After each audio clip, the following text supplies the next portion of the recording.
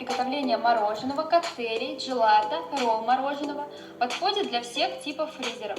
Взбиваемость до 100%. Из 1 килограмма смеси получается 57 порций готового мороженого.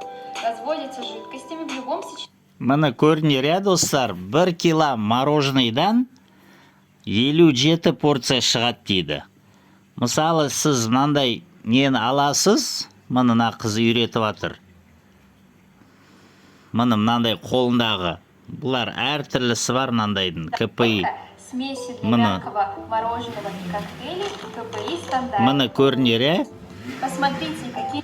Енді қарандар, осы мороженыйдан, осындай мороженыйдан, ішінде сүтпен жасасыңдар 4 литр шығады, сумен жасасыңдар 3 литр шығады.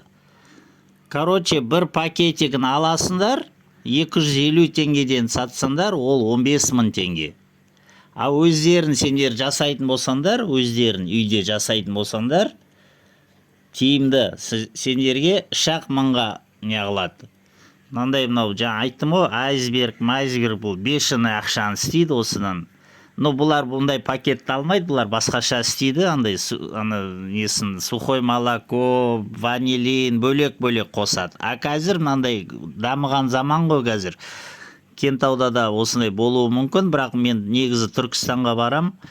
Мен бұл бизнесте істеген, бұл бешеный бизнес. Корейсті білесіңдер, пенсияға шықты 50 жаста. Сөйтіп мынандай льдинка дегенді ашып алды, Кунай Мамышылы Кентауда. Бұл бизнестен бұл ешқашан кеткен жоқ. Өйткені бұл бір күнде 80 мың, 100 мың істеді. Бұл өзде маған айтты.